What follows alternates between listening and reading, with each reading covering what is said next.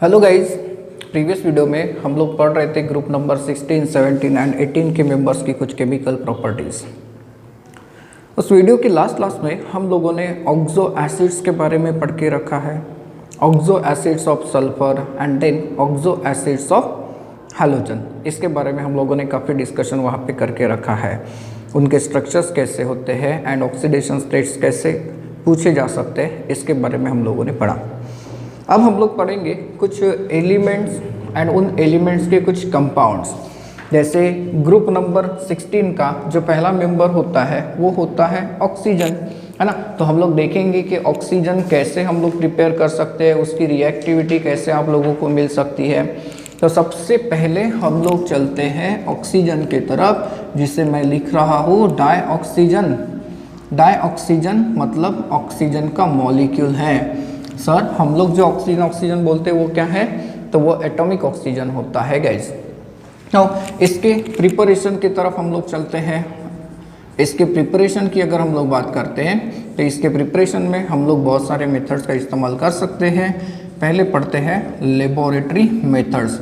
अब laboratory methods में एक ही मेथड नहीं है, हम लोग ऑक्सीजन को बहुत सारे कंपाउंड्स का डिकम्पोजिशन करके प्रिपेयर करके दिखा सकते हैं।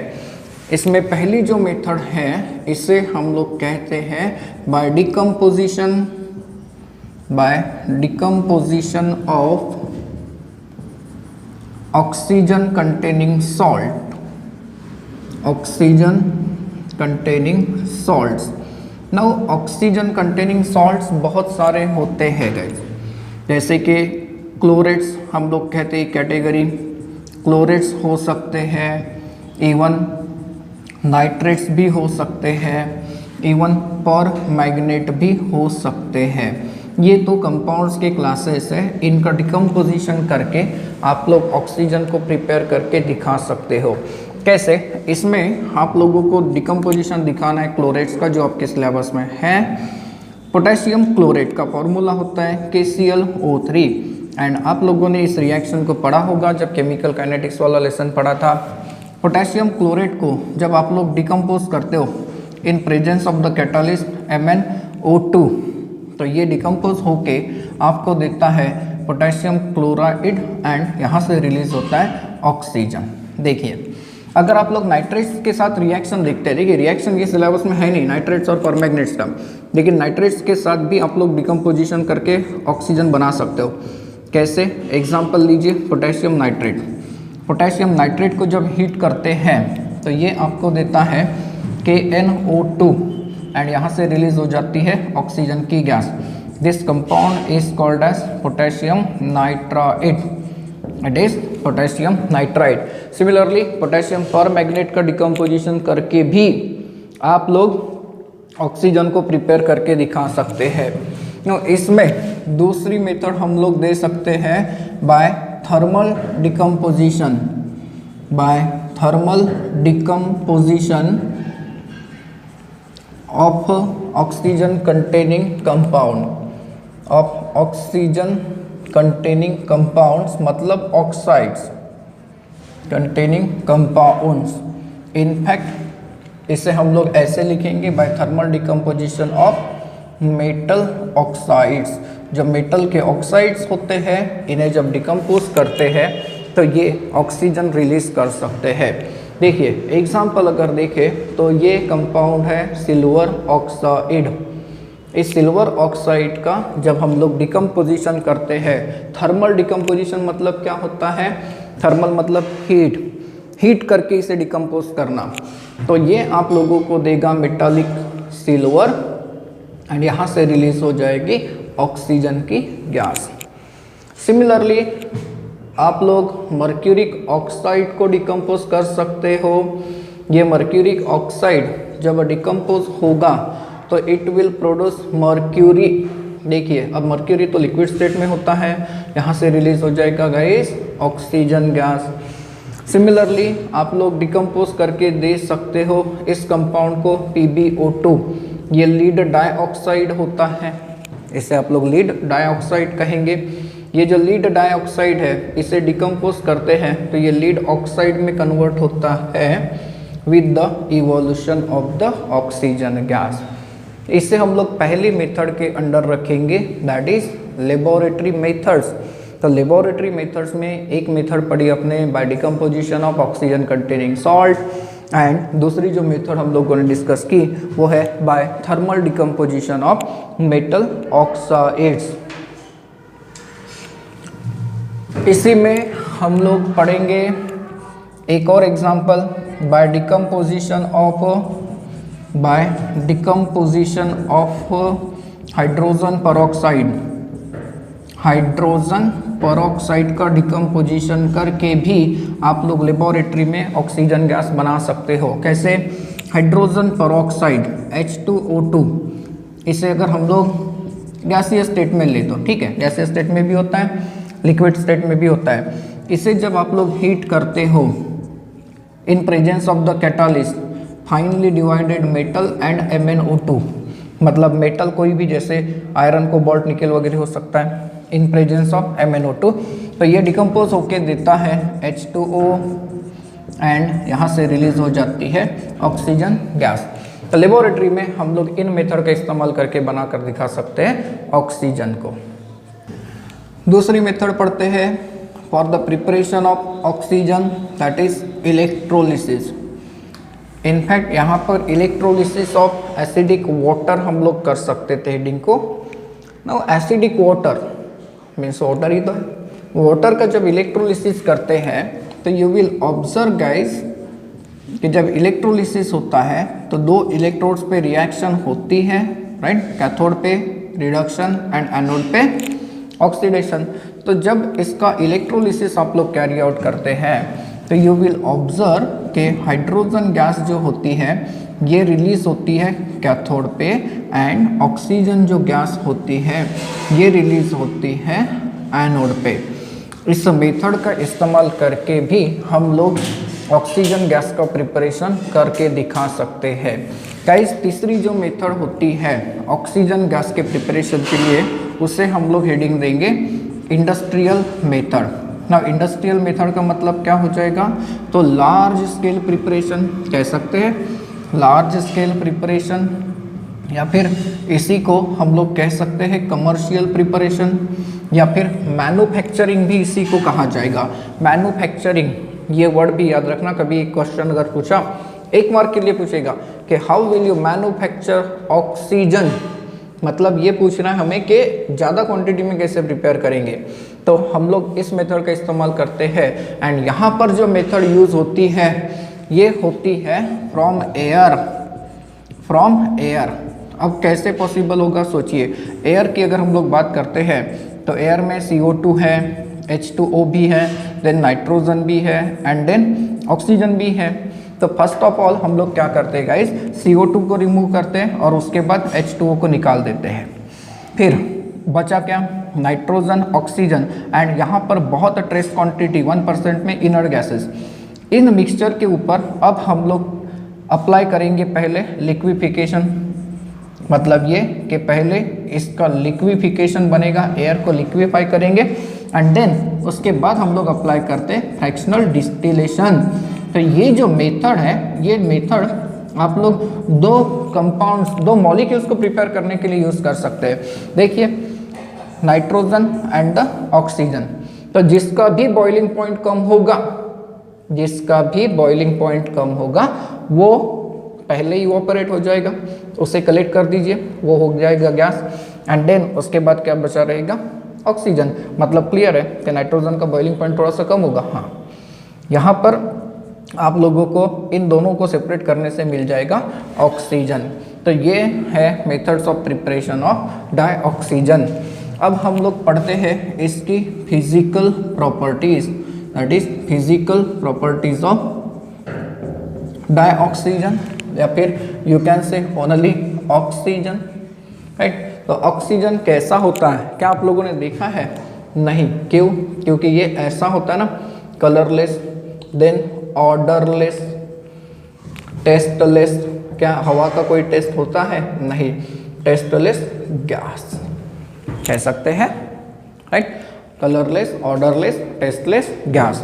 नाउ ऑक्सीजन की अगर हम लोग बात करें तो ऑक्सीजन के 3 आइसोटोप होते हैं। ऑक्सीजन के आइसोटोप्स की अगर बात करते हैं तो 3 होते हैं। एक होता है O16 मतलब नॉर्मल ऑक्सीजन, एक होता है O70 एंड एक होता है O18।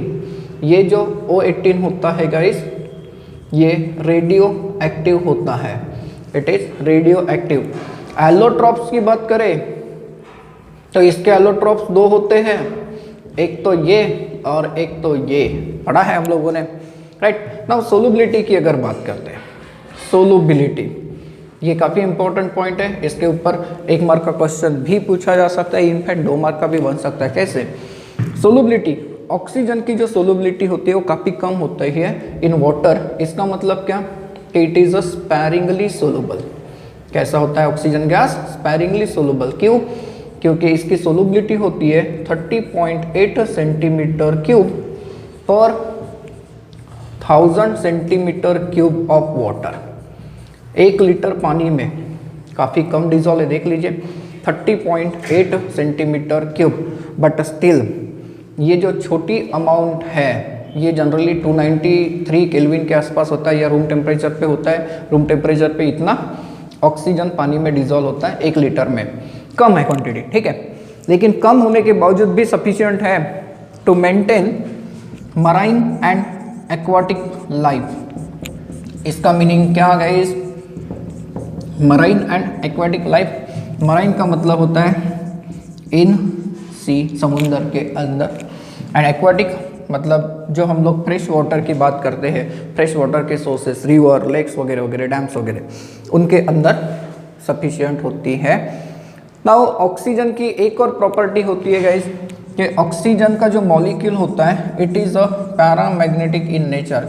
ये बहुत ही इंपॉर्टेंट पॉइंट है इसका कि ऑक्सीजन का जो मॉलिक्यूल है ये मॉलिक्यूल कैसा होता है? पैरामैग्नेटिक होता है। इसके अलावा भी कुछ प्रॉपर्टीज़ मिलेगी आप लोगों को, खैर उतनी इंपॉर्टेंट है नहीं। इसका लिक्विफिकेशन अगर देखें तो 90 केल्विन का होता है एंड फ्रीजिंग पॉइंट अगर हम लोग देखते हैं तो वो 55 केल्विन का होता है। इसका फ्रीजिंग पॉइंट होता है 55 केल्विन का। एंड लिक्विफिकेशन की बात करते हैं मतलब मेल्टिंग पॉइंट या फिर बॉइलिंग पॉइंट कर लीजिए, लिक्विफिकेशन 90 केल्विन का, राइट। तो 90 केल्विन पे ये क्या हो जाएगा? लिक्विफाई होगा, हीट करिए वेपराइज हो जाएगा। These are the preparations and physical properties of the oxygen. अब चलते हैं केमिकल प्रॉपर्टीज की तरफ, that is chemical properties of oxygen, ठीक है। इसमें पहले पढ़ते हैं reaction with metals. Reaction with metals guys, अगर हम लोग मेटल्स के साथ ऑक्सीजन की रिएक्शन करते हैं तो जो कंपाउंड बन के आता है उसे कहा जाता है उस मेटल का ऑक्साइड। बहुत सारे मेटल्स ऑक्सीजन के साथ जब कंबाइन होते हैं तो उनका ऑक्साइड बनता है, except noble metals. Now noble metals की अगर हम लोग बात करते हैं तो जो नोबल मेटल्स है वो जनरली क्या लेते हैं? जनरली सिल्वर लेते हैं, गोल्ड लेते हैं एंड प्लैटिनम लेते हैं, ठीक है। इन्हें हम लोग नोबल मेटल्स भी कहते हैं। अब कई सारे मेटल के साथ रिएक्शन होती है, ऐसा मैंने कहा, तो आप लोग चेक कर सकते हैं। जैसे कि कैल्शियम एंड ऑक्सीजन के बीच में अगर आपने रिएक्शन कराई तो आप लोगों को मिलता है कैल्शियम ऑक्साइड। ये रिएक्शन कुछ ऐसे होगी गाइज, राइट। कई सारे रिएक्शन आप लोग दे सकते हैं। अगर आपने एल्यूमिनियम के साथ रिएक्शन करानी चाहिए ऑक्सीजन की तो एल्यूमिनियम ऑक्साइड ऐसा होता है एंड ये रिएक्शन जो होगी ये कुछ इस तरीके से होगी। मीन्स कई सारे मेटल जो है ये ऑक्सीजन के साथ रिएक्शन दिखाते हैं। फॉर एग्जांपल अगर आप आयरन के साथ भी रिएक्शन करते हो तो यू विल ऑब्जर्व कि आयरन का जो ऑक्साइड होता है वो ऐसा होता है Fe2O3। तो ये रिएक्शन कुछ इस तरीके से होगी गाइज। सिमिलरली मैग्नीशियम के ऊपर अगर रिएक्शन पूछ लिया तो मैग्नीशियम के साथ जब रिएक्शन करेंगे ऑक्सीजन गैस का तो मैग्नीशियम ऑक्साइड बनेगा जो कि सॉलिड होता है। तो ये रिएक्शन कुछ ऐसे होती है। तो ऑलमोस्ट सारे के सारे मेटल के साथ रिएक्शन देता है ऑक्सीजन एंड ऑक्साइड्स बनाता है, लेकिन नोबल मेटल्स को छोड़कर, ठीक है। देन दूसरी रिएक्शन पढ़ते हैं, that is reaction with non metals. Reaction with non metals, जिस तरीके से ऑक्सीजन मेटल्स के साथ रिएक्शन देता है, वैसे नॉन मेटल को भी वो ऑक्सीडाइज कर सकता है। एग्जाम्पल अगर देखना है तो देख लीजिए, कार्बन को ऑक्सीजन के साथ बर्न कर दीजिए, क्या मिलता है, कार्बन डाइऑक्साइड पड़ा होगा आप लोगों ने, ये रिएक्शन है। सिमिलरली इफ आप लोगों ने अगर सल्फर के ऊपर रिएक्शन कैरी आउट कर दी, तो सल्फर के साथ जब रिएक्शन होती है तो आप लोगों को मिलेगा सल्फर डाइऑक्साइड गैस। इफ आप लोगों ने अगर फास्फोरस के ऊपर रिएक्शन कर दी, तो फास्फोरस ऐसा मॉलिक्यूल है P4, इसकी रिएक्शन जब आप लोग ऑक्सीजन गैस के साथ करते हो तो ये आप लोगों को देता है P2O5। क्या देता है, P2O5, phosphorus penta oxide, right. And इस रिएक्शन को अगर देखें तो ये रिएक्शन कुछ ऐसे होती है। गाइस ये जो कंपाउंड है, इस कंपाउंड को आप लोग P4O10 भी लिख सकते हो, ये ऐसा कंपाउंड है। तो जैसे मेटल के साथ रिएक्शंस होती है, वैसे नॉन मेटल के साथ भी रिएक्शन होती है, मीन्स ऑक्सीजन उन्हें भी ऑक्सीडाइज कर सकता है। तीसरी रिएक्शन की तरफ चलते हैं, that is reaction with compounds. Reaction with compounds सिर्फ मेटल्स एंड नॉन मेटल्स ही नहीं, ऑक्सीजन कई सारे कंपाउंड को भी ऑक्सीडाइज कर सकता है। फॉर एग्जाम्पल अगर देखें तो ZnS जिंक सल्फाइड है, जिंक सल्फाइड को जब ये ऑक्सीडाइज करता है तो ये कन्वर्ट हो जाता है इनटू जिंक ऑक्साइड एंड यहाँ से रिलीज होती है सल्फर डाइऑक्साइड की गैस। तो ये रिएक्शन कुछ इस तरीके से होगी। गाइस आपने मीथेन का कंबशन पढ़ के रखा होगा। देखिए मीथेन गैस को जब हम लोग ऑक्सीडाइज करते हैं तो ये देता है CO2 गैस एंड यहाँ से रिलीज हो जाएगी H2O, दैट इज, ये तो वेपर स्टेट में जा सकता है, ऐसा नहीं, इसलिए मैंने रिलीज होगी का, वाटर की वेपर रिलीज होगी। तो यहाँ पर ऑक्सीजन लगा इतना। सिमिलरली यू विल ऑब्जर्व कि सल्फर डाइऑक्साइड को ऑक्सीडाइज करने का काम भी ऑक्सीजन करता है in presence of the catalyst V2O5, जिसे हम लोग वैनाडियम पेंटॉक्साइड कहते हैं।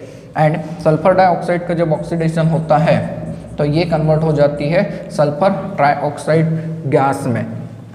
सिमिलरली आप लोग HCl का भी डिकम्पोजिशन करा के दिखा सकते हो, गैसीय स्टेट में रहेगा तो गैस लिख दीजिए। In presence of the catalyst CuCl2, ये क्या करता है, इसे ऑक्सीडाइज कर देता है एंड यहाँ से रिलीज हो जाता है क्लोरीन, यहाँ से रिलीज हो जाता है क्लोरीन एंड आप लोगों को मिलेगा ट्वाइस ऑफ H2O। देखिए तो सिर्फ मेटल्स नॉन मेटल्स ही नहीं, ये कई सारे कंपाउंड को ऑक्सीडाइज करता है। आप लोगों ने बहुत सारे रिएक्शन भी पढ़े होंगे कंबशन के, जब आप लोग केमिस्ट्री पढ़ते थे इनिशियली इन और 11 की क्लास में। हाइड्रोकार्बन्स का कंबशन आप लोगों ने पढ़ के रखा है। एंड तो ये ऑक्सीजन की कुछ केमिकल प्रॉपर्टीज है। अब डिस्कस करते हैं यूजेस ऑफ ऑक्सीजन। सोचिए कितना सिंपल क्वेश्चन बना होगा ये, है ना। आप लोगों को कंबाइन क्वेश्चन पूछा जा सकता है, कहेगा कि एक मेथड ऑफ प्रिपरेशन दो, एक आध प्रॉपर्टी दो और एक आध उसका एप्लीकेशन दो, मीन्स यूजेस। तो ऑक्सीजन की अगर बात करते हैं तो सबसे पहला और इम्पोर्टेंट इसका यूज क्या हम लोग ये नहीं दे सकते, respiration, to sustain the life on the earth और इन द वाटर। ऑक्सीजन का रहना बहुत ज़रूरी होता है, ऑक्सीजन काफ़ी ज़रूरी होता है, right. Then again it is used in the production of steel, in the production of steel, steel के प्रोडक्शन में भी आप लोग ऑक्सीजन का इस्तेमाल देखते हो guys. Now it is also use in the preparation of the oxy acetylene flame. Oxy acetylene flame कैसे बनता होगा, जब एसिटिलीन को हम लोग ऑक्सीजन के साथ बर्न करेंगे तो ऑक्सी एसिटिलीन फ्लेम बनता है। And oxy acetylene flame is used for cutting and welding of metals, cutting and welding of metals. सोचिए ज़रा, हाई टेम्परेचर पे मेटल्स को कट करने के लिए एंड वेल्ड करने के लिए हम लोग ऑक्सीजन एंड एसिटिलीन का जो कॉम्बिनेशन होता है, ऑक्सी एसिटिलीन फ्लेम का इस्तेमाल कर सकते हैं। नाउ ऑक्सीजन सिलेंडर्स की अगर हम लोग बात करते हैं गाइस, तो ऑक्सीजन सिलेंडर जो होते हैं right? Oxygen cylinders are used at high altitudes ना, high altitudes, जैसे कि जो माउंटेनियरिंग है, मतलब माउंटेन पे चढ़ने वाले जो टूरिस्ट है ना, ट्रैकिंग करने वाले, तो ऐसे केसेस में उनको ऑक्सीजन का सप्लाई ज़रूरी है। ऑक्सीजन सिलेंडर्स हॉस्पिटल में भी यूज़ करते हैं, ये आप लोगों ने तो अभी देखा ही होगा। देन ऑक्सीजन की अगर बात करते हैं तो ऑक्सीजन का इस्तेमाल हम लोग और भी कई सारी जगह पर दिखा सकते हैं, जैसे in the combustion of the fuel, बहुत ही इंपॉर्टेंट है, that is combustion of fuel. तो कंबशन ऑफ फ्यूल में आप लोगों ने एलपीजी सिलेंडर्स या फिर जो भी फ्यूल बर्न होता है, कंबस्ट होता है, वो ऑक्सीजन के साथ ही होता है। यहाँ पर स्पेसिफिक एग्जांपल डिस्कस करते हैं हम लोग N2H4, ये जो कंपाउंड है it is called as hydrazine, and जब हाइड्राजीन को हम लोग ऑक्सीजन के साथ कंबस्ट करते हैं तो it produces huge amount of the energy, huge amount of the energy produce होता है, एंड इसीलिए ये जो हाइड्राजीन है इसका इस्तेमाल किया जाता है as a rocket fuel, rocket fuel के रूप में इसका इस्तेमाल करते हैं। गाइस, आप लोगों को एक ऐसा क्वेश्चन पूछा जा सकता है कि बताइए कि मॉलिक्यूलर ऑक्सीजन पैरामैग्नेटिक क्यों होता है, बराबर है। तो paramagnetic nature of O2 molecule, oxygen का मॉलिक्यूल पैरामैग्नेटिक क्यों होता है, even if it contains even number of the electrons. Oxygen एक एटम की बात करते हैं तो उसके पास 8 इलेक्ट्रॉन है, एंड मॉलिक्यूल की बात करें तो 16 इलेक्ट्रॉन है, बराबर है। तो 16 इलेक्ट्रॉन है, इवन नंबर है, लेकिन in spite of that it is paramagnetic. Generally paramagnetic compounds या मॉलिक्यूल्स को आइडेंटिफाई करने की कंडीशन क्या है, unpaired electrons, and unpaired electrons कहाँ पर होते हैं, ऑड इलेक्ट्रॉन सिस्टम में बहुत ज़्यादा हो सकते हैं। अब क्वेश्चन तो बिल्कुल सही बैठा कि ऑक्सीजन के मॉलिक्यूल में इवन नंबर ऑफ इलेक्ट्रॉन है, बावजूद इसके ये पैरामैग्नेटिक होता है। ऑक्सीजन मॉलिक्यूल को आप लोगों ने देखा होगा, आप लोग ऐसे लिखते हो, इनफैक्ट ऑक्सीजन के मॉलिक्यूल को हम लोग ऐसे भी लिखकर दिखा सकते हैं। तो on the basis of the MOT मतलब मॉलिक्यूलर ऑर्बिटल थियरी, सुना है, पढ़ा भी है। मॉलिक्यूलर ऑर्बिटल थियरी के हिसाब से ऑक्सीजन का मॉलिक्यूल पैरामैग्नेटिक होता है, क्योंकि जो पाई एंटी बॉन्डिंग ऑर्बिटल्स होते हैं, पाई एंटी बॉन्डिंग मॉलिक्यूलर ऑर्बिटल जो होते हैं उसमें अनपेयर्ड इलेक्ट्रॉन होते हैं। कैसे, ऑक्सीजन मॉलिक्यूल का अगर हम लोग कॉन्फ़िगरेशन लिखते हैं तो इसका कॉन्फ़िगरेशन ऐसे लिखा जाता है के। आपको पता होगा इस के का meaning, 1s bonding 1s anti bonding sigma orbital, इसमें पूरे इलेक्ट्रॉन जब भरते हैं तो उसे हम लोग क्लोज द के शेल कहते हैं। देन इसके बाद बारी आती है सिग्मा 2s बॉन्डिंग, इसमें 2 इलेक्ट्रॉन होते हैं, सिग्मा 2s एंटी बॉन्डिंग, इसमें 2 इलेक्ट्रॉन होते हैं। फिर उसके बाद नंबर आता है सिग्मा 2pz, इसमें 2 इलेक्ट्रॉन्स होते हैं। देन इसके बाद नंबर आता है that is pi bonding 2px, इसमें 2 इलेक्ट्रॉन, पाई 2py बॉन्डिंग में 2 इलेक्ट्रॉन। अब यहाँ पर देखिए कितने इलेक्ट्रॉन, ये हो गए 4, 6, 8, 10, 12, 14, 14 इलेक्ट्रॉन्स हो गए, 2 बचे। इसमें से एक इलेक्ट्रॉन जाता है गाइस इसमें पाई 2px एंटी बॉन्डिंग में एक, एंड एक इलेक्ट्रॉन जाता है पाई 2py एंटी बॉन्डिंग में। देखिए तो एंटी बॉन्डिंग मॉलिक्यूलर ऑर्बिटल जो है उसमें एक एक अनपेयर्ड इलेक्ट्रॉन प्रेजेंट है, एंड एक एक अनपेयर्ड इलेक्ट्रॉन प्रेजेंट होने के कारण ही ऑक्सीजन का जो मॉलिक्यूल होता है ये कैसा होता है, पैरामैग्नेटिक होता है। तो इस क्वेश्चन को अच्छे से प्रिपेयर कर लेना, हो सकता है 2 मार्क के लिए पूछे, है काफ़ी इंपॉर्टेंट है। गाइस, अब हम लोग पढ़ते हैं अबाउट द ऑक्साइड्स, जिसमें हमें स्टडी करनी है सिंपल ऑक्साइड्स क्या होते हैं और इनके क्लासिफिकेशन कैसे होते हैं। तो सिंपल ऑक्साइड्स का मतलब क्या होता है, तो a binary compound formed by the reaction between an element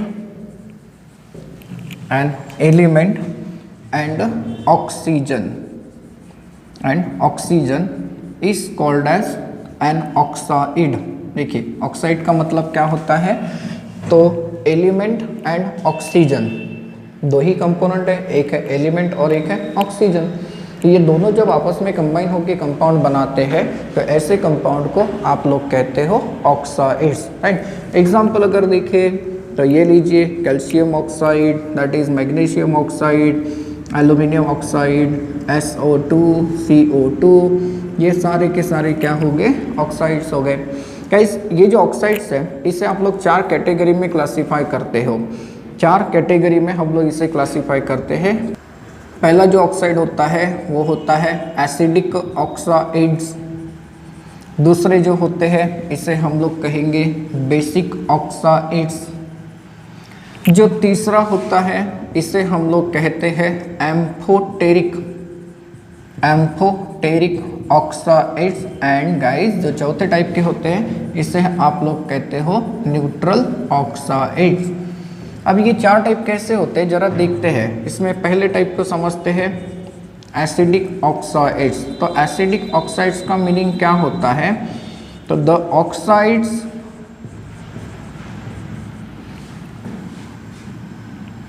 which dissolves in water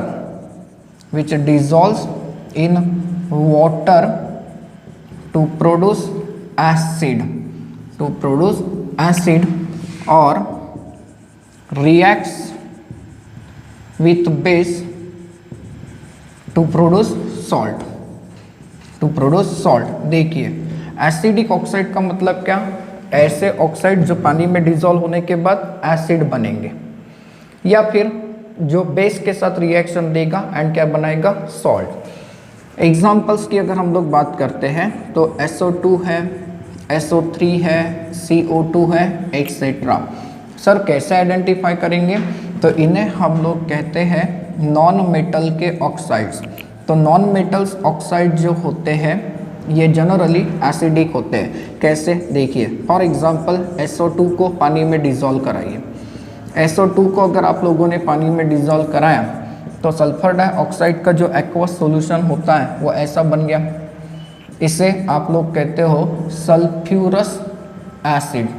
क्या कहते हो, सल्फ्यूरस एसिड। सिमिलरली CO2 को देख लीजिए, जब ये पानी में डिसॉल्व होती है ये गैस तो प्रोड्यूस करती है H2CO3 जिसे आप लोग कार्बोनिक एसिड कहते हो, राइट। इसके अलावा हम लोगों ने ये कहा कि वो बेस के साथ भी रिएक्ट होना चाहिए, है ना। तो सल्फर ट्राइऑक्साइड को अगर आप लोगों ने बेस के साथ रिएक्शन कराने के लिए रखा, देखिए सल्फर ट्राइऑक्साइड एंड NaOH, तो यहाँ पर सॉल्ट आपको मिलता है ऐसा Na2SO3, इसे हम लोग कहेंगे sodium sulphide, right. This is sodium sulphide and यहाँ से रिलीज हो जाएगा इतना H2O। तो ये क्या हो गया, एसिडिक ऑक्साइड्स। मतलब ऐसे ऑक्साइड्स हो गए जो कि पानी में जाने के बाद एसिडिक सॉल्यूशन बनाएंगे या फिर बेस के साथ रिएक्शन जब देंगे तो क्या बनाएंगे, सॉल्ट बनाएंगे। इसमें दूसरी कैटेगरी जो हम लोगों ने दी है वो दी है basic oxides. Now basic oxides का मतलब क्या होता है, तो ये भी हम लोग समझते हैं। The oxides which dissolve in water,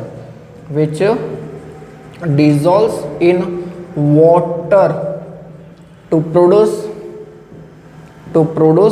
base or reacts with acid to produce salt। देखिए क्या मीनिंग है, तो एसिड के ऑक्साइड्स का अपोजिट है the oxides which dissolves in water to produce base और reacts with acid to produce salt. इसके examples अगर देखते हैं तो जो मेटल के ऑक्साइड्स होते हैं गाइस, ये हमें इस कैटेगरी में मिलते हैं। फॉर एग्जांपल देखिए कैल्शियम ऑक्साइड, जब आप लोग कैल्शियम ऑक्साइड को पानी में डिसॉल्व करते हो तो it produces CaOH/2 calcium hydroxide which is what, a base. इसके कई सारे एग्जांपल आप लोग दे सकते हैं, Na2O भी हो सकता है, इवन कई सारे मेटल के ऑक्साइड K2O भी हो सकता है, एक्सेट्रा। हमने कहा कि एसिड के साथ रिएक्शन देनी चाहिए, तो एसिड के साथ भी रिएक्शन दिखाता है। यही कंपाउंड ले लेते हैं, कैल्शियम ऑक्साइड की रिएक्शन जब आप लोग HCl के साथ करते हो, देखिए बेस एसिड क्या मिलेगा, सॉल्ट एंड वाटर। हाँ, यहाँ पर सॉल्ट बनता है कैल्शियम क्लोराइड, एंड ये लीजिए वाटर क्या हो गया, रिलीज हो गया।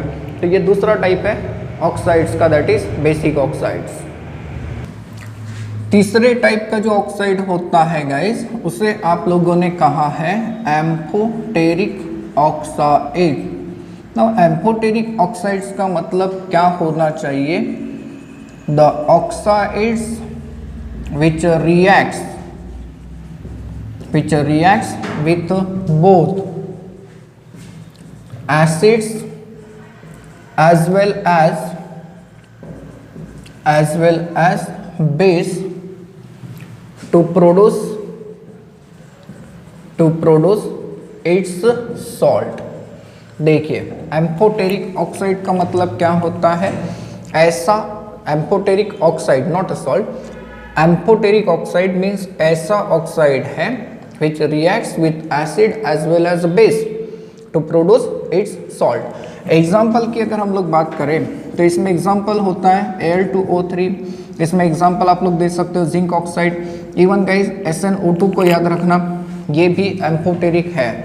सर ये कैसे पता चलेगा, ये तो मेटल के ऑक्साइड्स हैं। हाँ, ऐसे मेटल्स जो नॉन मेटल एंड मेटल के स्टार्टिंग के बीच में फंसते हैं, मतलब बॉर्डर पे फंसते हैं, वो एम्फोटेरिक ऑक्साइड्स बनाते हैं। पीरियोडिक टेबल में अगर आप इनकी पोजीशन को देखें तो ये डी ब्लॉक के एंडिंग में है, एंड इसके बाद नॉन मेटल्स पी ब्लॉक के हैं। ये पी ब्लॉक के स्टार्टिंग में, उसके बाद पूरे के पूरे नॉन मेटल्स है, इसके पहले पूरे के पूरे मेटल्स रहते हैं। ये पीछे, इसके पीछे का लॉजिक है, लेकिन आप लोग 2-3 एग्जाम्पल याद कर सकते हैं। तो ये एम्फोटेरिक कैसे, देखिए हमने कहा कि एसिड और बेस दोनों के साथ कंबाइन होना चाहिए। तो एल्यूमिनियम ऑक्साइड जब बेस के साथ कंबाइन होता है तो यू विल ऑब्जर्व, बेस के साथ जब ये कंबाइन होता है तो आप लोगों को मिलता है एक ऐसा सॉल्ट। ये एक कॉम्प्लेक्स कंपाउंड है, ये इसका सॉल्ट हो गया। सिमिलरली ये एसिड के साथ भी रिएक्शन देता है गाइस। ये जब एसिड के साथ रिएक्शन देता है तो कुछ इस टाइप से रिएक्शन देता है, it produces such kind of the complex. ये इसका सॉल्ट है एंड यहाँ से रिलीज हो जाएगा Cl निगेटिव, मतलब ये एनाइन इस कैटाइन के साथ जुड़ा रहेगा। तो ये क्या हो गए, एम्फोटेरिक ऑक्साइड्स। अब चौथी कैटेगरी हम लोगों ने क्या कह के रखी है, neutral oxides. Now neutral oxides की अगर बात करें तो न्यूट्रल ऑक्साइड्स का मतलब क्या, तो ऐसे ऑक्साइड्स विच नाइदर एसिडिक नॉर बेसिक, ये एक तरीका है। और you can say neither reacts with acid, neither reacts with acids और अल्कली, ना तो एसिड के साथ रिएक्शन देगा और ना ही अल्कली के साथ रिएक्शन देगा। ऐसे ऑक्साइड्स को हम लोग कहते हैं न्यूट्रल ऑक्साइड्स, एंड इनका नंबर काफ़ी कम होता है guys. Carbon monoxide, nitric oxide and N2O, जिसे आप लोग इस नाम से भी जानते हो, नाइट्रस ऑक्साइड। एंड गाइस ये जो नाइट्रस ऑक्साइड होता है इसी को हम लोग कहते हैं लाफिंग गैस, राइट। इसी को क्या कहते हैं, लाफिंग गैस। तो ये है ऑक्साइड्स एंड उनका क्लासिफिकेशन।